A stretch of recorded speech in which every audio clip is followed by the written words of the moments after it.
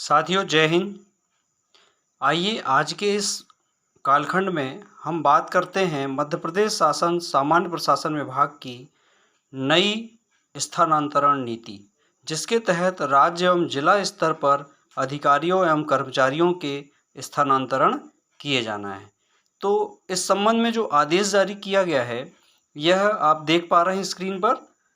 तो साथियों जैसा आप देख रहे हैं कि यह आदेश जो है शासन के समस्त विभाग, समस्त विभागाध्यक्ष, समस्त संभाग आयुक्त, समस्त कलेक्टर एवं समस्त मुख्य कार्यपालन अधिकारी जिला पंचायत मध्य प्रदेश को लिखा गया है तथा इस स्थानांतरण नीति के जो प्रमुख बिंदु हैं आज हम इन पर चर्चा करने वाले हैं।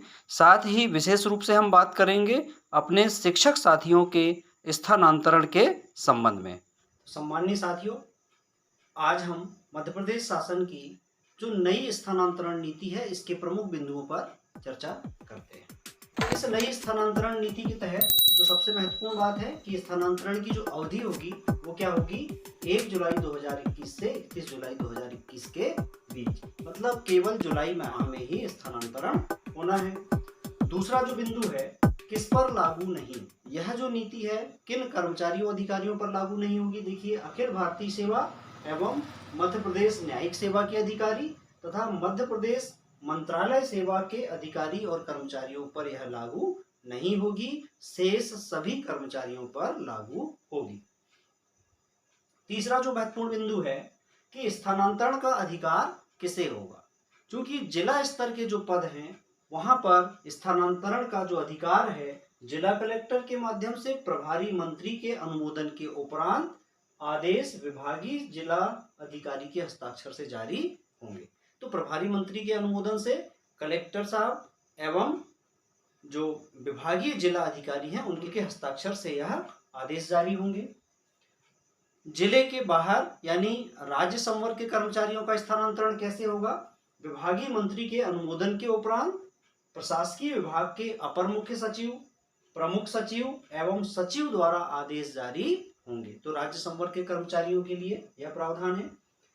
तो साथियों जो पांचवा बिंदु है कि जिले के अंदर किन कर्मचारियों का स्थानांतरण होगा, तो जिला संवर्ग के कर्मचारीगण एवं राज्य संवर्ग के तृतीय एवं चतुर्थ श्रेणी के कर्मचारी। अधिकतम स्थानांतरण कितने होंगे, छठवां बिंदु है, तो जिन विभागों में कर्मचारियों की संख्या 2000 से अधिक है वहां पर अधिकतम 5% स्थानांतरण होंगे। सातवां जो महत्वपूर्ण बिंदु है, प्रशासकीय स्थानांतरण का आधार, जो प्रशासनिक स्थानांतरण होते हैं उनका आधार क्या होगा। तो उसमें पहला जो बिंदु है, पिछले वित्तीय वर्ष के निर्धारित लक्ष्य को पूरा ना कर पाना। दूसरा, पदस्थापना स्थान पर 3 वर्ष पूरे हो जाना। इसके अलावा गंभीर शिकायत या दोष सिद्ध होने पर या न्यायालयीन निर्णय के अनुपालन में प्रशासनिक स्थानांतरण होंगे। आठवां बिंदु है, स्वयं के व्यय या परस्पर स्थानांतरण हेतु आवेदन ऑनलाइन अथवा कार्यालय प्रमुख द्वारा सत्यापित आवेदन प्रस्तुत किए जा सकेंगे। यानी जो स्थानांतरण स्वैच्छिक या परस्पर सहमति के आधार पर होना है उसके लिए अभी यह तय नहीं है कि आवेदन ऑनलाइन मंगाए जाते हैं या कार्यालय प्रमुख द्वारा सत्यापित आवेदन आमंत्रित किए जाते हैं।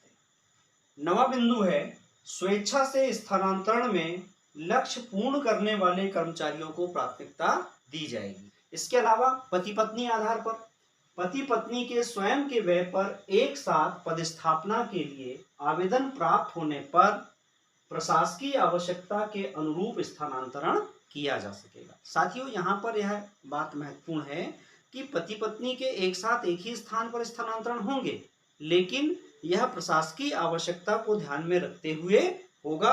जरूरी नहीं है कि उनको एक ही मुख्यालय पर पदस्थापना मिल जाए, हो सकता है कि जिले में अलग अलग स्थान पर भी उनको दिया जाए। अगला बिंदु है गंभीर बीमारी। गंभीर बीमारी जैसे cancer, kidney, open heart surgery. अब इसमें कोविड-19 से गंभीर रूप से ग्रसित कर्मचारियों को भी शामिल कर लिया गया है। कोविड-19 से गंभीर संक्रमण के कारण जिला मेडिकल बोर्ड की अनुशंसा पर कर्मचारी द्वारा चाहने पर स्थानांतरण किया जा सकेगा। तो इस प्रकार गंभीर बीमारियों में कोविड महामारी को भी शामिल किया गया है। ऐसे कर्मचारियों को अपने इलाज के लिए, जांच के लिए लगातार शहर के संपर्क में रहना पड़ता है, तो ऐसे कर्मचारियों का स्थानांतरण हो सकता है।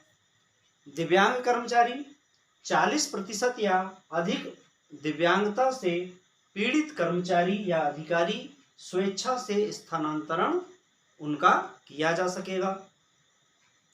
अतिशेष, यह बहुत महत्वपूर्ण है। शिक्षा विभाग में अनेक स्थान पर अतिशेष शिक्षक भी हैं, तो अतिशेष शिक्षकों में क्या व्यवस्था होगी? अतिशेष होने की स्थिति में कनिष्ठतम शिक्षक या कर्मचारी को पहले स्थानांतरित किया जाएगा।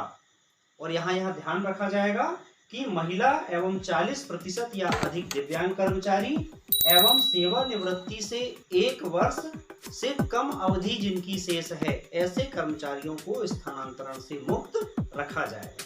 अगला जो बिंदु है, रिक्त पद होने पर ही स्थानांतरण किया जाए, स्वीकृत पदों से अधिक पदस्थापना न की जाए। कई बार ये देखा जाता है कि एक स्थान पर स्वीकृत पदों से अधिक कर्मचारियों की पदस्थापना स्थानांतरण में हो जाती है, तो इसका विशेष ध्यान रखने के लिए निर्देशित किया गया है।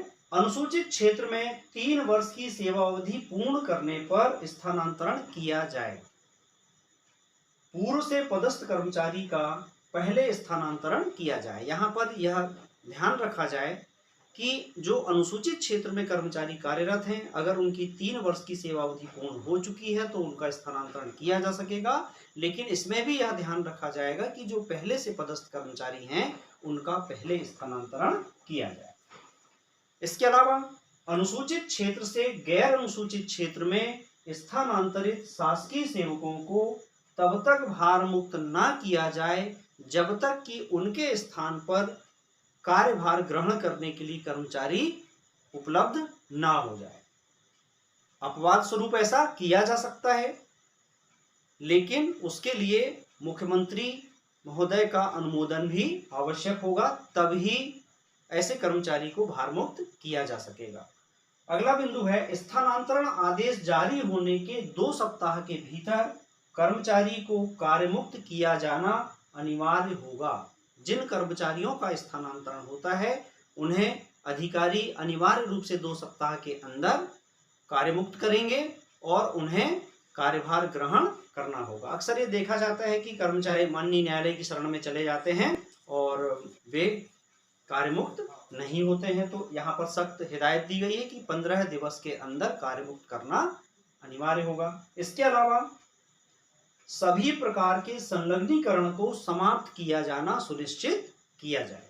संलग्नीकरण कहीं हैं तो उनको समाप्त करके स्थानांतरण किए जाएं।